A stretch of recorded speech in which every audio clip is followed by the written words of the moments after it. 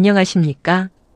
오늘은 70세 이후 어르신들이 반드시 알아두셔야 할 이야기를 나눠보려 합니다. 나이가 들면 자유로워진다고들 말합니다. 하고 싶은 말 다 하고 하고 싶은 대로 살아도 된다고 하지요. 하지만 정말 그럴까요? 세월이 주는 자유가 분명 있습니다. 그러나 동시에 세월이 가르쳐주는 신중함도 있습니다.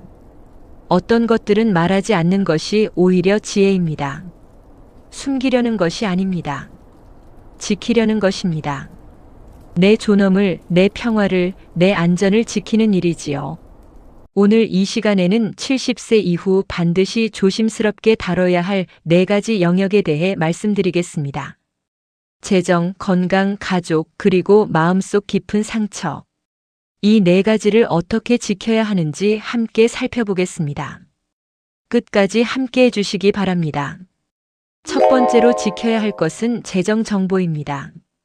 70세가 넘으면 돈 관리가 생존의 문제가 됩니다. 편안한 노후는 결국 경제적 안정에서 시작되지요. 그런데 많은 어르신들이 재정 이야기를 너무 쉽게 하십니다. 나 연금 얼마 받아. 통장에 얼마 있어. 유산은 이렇게 나눌 거야. 이런 말들 가볍게 하셨던 적 없으신가요? 그 순간은 아무렇지 않습니다. 하지만 그 말을 들은 사람은 달라집니다. 어떤 이는 부러워하고 어떤 이는 불쌍히 여깁니다. 또 어떤 이는 이득을 취할 방법을 생각하기 시작합니다. 실제 사례를 말씀드리겠습니다. 서울 송파구에 사시는 김모 어르신, 아파트 경로당에서 친해진 분께 이렇게 말씀하셨습니다. 나 퇴직금 좀 있어서 괜찮아. 그 한마디였습니다. 몇 달 후 10년 넘게 연락 없던 조카가 찾아왔습니다. 사업자금 보증을 서달라고 했지요. 거절하자 친척들 사이에 인정 없다는 소문이 돌았습니다. 한 번의 부주의한 말이 가족 관계까지 흔들어 놓았습니다. 재정 정보를 지키는 것은 의심이 아닙니다. 지혜입니다. 누군가 묻는다면 이렇게 답하시면 됩니다. 그럭저럭 지내고 있어요. 감사하게도요. 친절하되 단호하게. 설명할 의무는 없습니다. 노인을 노리는 사기는 대부분 이런 대화로 시작됩니다. 요즘 공과금은 어떻게 내세요?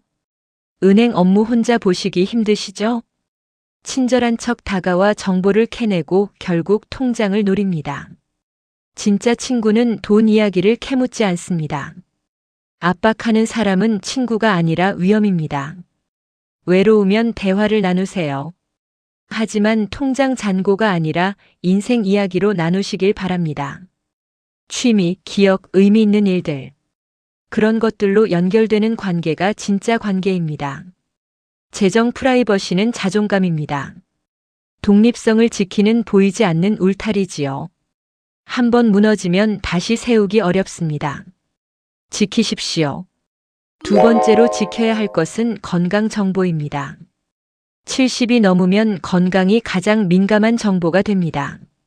그런데 많은 어르신들이 병 이야기를 너무 쉽게 하십니다. 나 무릎이 안 좋아서. 혈압약 3가지 먹어. 요즘 눈이 침침해서 글씨가 안 보여. 이런 이야기를 자주 하시면 사람들이 당신을 다르게 봅니다. 더 이상 지혜롭고 능력 있는 어른이 아니라 약한 사람, 도움이 필요한 사람으로 보기 시작합니다. 건강 이야기는 당신만의 것입니다. 모든 상처, 모든 회복, 모든 작은 승리. 그건 당신의 기록이지 남에게 보여줄 목록이 아닙니다. 함부로 말하면 동정과 판단의 대상이 됩니다. 심한 경우 조종당할 수도 있습니다. 부산에 사시는 이모 어르신 74세. 백내장 수술 예정이라는 이야기를 새로 이사온 이웃에게 했습니다. 그 이웃은 곧 도와드릴 게요라며 나섰습니다. 장보기, 병원 동행, 은행 업무까지. 처음엔 고마웠습니다. 하지만 점점 통제가 되기 시작했습니다. 어르신, 이건 제가 알아서 할게요. 이 약은 제가 관리할게요. 결국 이 어르신은 자녀에게 도움을 요청해야 했습니다. 의도가 선했을 수도 있습니다. 하지만 약점을 보이면 그걸 이용하려는 사람이 있습니다. 건강 정보는 꼭 필요한 사람에게만 말씀하세요. 의사, 가까운 가족, 오랜 친구, 증명된 사람에게만. 누군가 자꾸 캐묻는다면 경계를 세우셔도 됩니다. 잘 관리하고 있습니다. 고맙습니다. 그걸로 충분합니다. 병 이야기를 자꾸 하면 본인 마음도 약해집니다. 통증, 약, 병원 이야기만 하다 보면 자신을 그 증상과 동일시하게 됩니다. 당신은 병이 아닙니다. 병을 겪고 있는 사람일 뿐입니다. 프라이버시를 지키는 것은 마음가짐을 지키는 일입니다. 건강 문제가 당신을 정의하지 않습니다. 그건 여정의 일부일 뿐이지요. 회복력이야말로 존중받아야 할 것입니다. 수없이 많은 폭풍을 견뎌내셨지 않습니까? 그걸 일일이 나열할 필요는 없습니다. 건강 이야기를 하고 싶으시다면 제안이 아니라 교훈으로 바꿔보세요. 무릎이 아파서 못 걷겠어가 아니라 몸의 소리를 듣고 천천히 움직이는 법을 배웠어요. 이렇게 바꾸면 환자가 아니라 스승이 됩니다. 침묵은 숨기는 게 아닙니다. 존엄을 지키는 일입니다. 세 번째로 지켜야 할 것은 가족 갈등입니다. 나이 들면 가족 이야기를 많이 하게 됩니다. 외롭고 답답하고 서운할 때 특히 그렇지요. 하지만 70이 넘으면 신중해야 합니다. 가족 불화, 자녀 문제, 손주 걱정. 이런 이야기를 함부로 하면 사람들이 의견을 만듭니다. 그 의견은 쉽게 사라지지 않습니다. 몇 년씩 남아서 모든 관계에 영향을 미칩니다. 대구에 사시는 박모 어르신 82세. 친구들에게 아들 이야기를 자주 하셨습니다. 우리 아들이 사업을 잘못해서 빚이 있대. 험담이 아니었습니다. 그냥 답답해서 하신 말씀이었지요. 하지만 소문은 퍼졌습니다. 결국 아들 직장 동료 귀에까지 들어갔습니다. 아들은 아버지를 원망했습니다. 왜 남한테 그런 얘기를 하셨어요? 관계가 깊이 상했습니다. 나이 든 사람의 말은 무게가 있습니다. 사람들은 어르신 말을 사실로 받아들입니다. 경험에서 나온 객관적 판단이라고 생각하지요. 그래서 한 번 한 말은 권위를 갖게 됩니다. 그 권위가 가족을 다치게 할 수 있습니다. 가족의 프라이버시를 지키는 것은 사랑입니다. 실망했어도 서운해도 지켜주는 것이 사랑입니다. 가족 이야기를 함부로 하면 고립됩니다. 어떤 친구는 조용히 멀어집니다. 다음엔 내 이야기를 하겠구나 두려워서요. 또 어떤 이는 듣긴 하지만 존중을 잃습니다. 분별력이 없다고 생각하게 되지요. 작은 것도 조심해야 합니다. 유산 이야기, 누가 얼마 받을 거라는 이야기. 이런 건 평화로운 가족을 갈라놓습니다. 그런 대화는 적절한 때, 적절한 장소에서 적절한 사람과 해야 합니다. 절대 가벼운 수다가 되어선 안 됩니다. 또 하나 황혼의 사랑 이야기도 조심하셔야 합니다. 노년의 새로운 동반자를 만나는 건 아름다운 일입니다. 하지만 그걸 자꾸 말하면 사람들이 간섭하기 시작합니다. 그 관계의 프라이버시를 지키는 것이 관계를 거룩하게 만듭니다.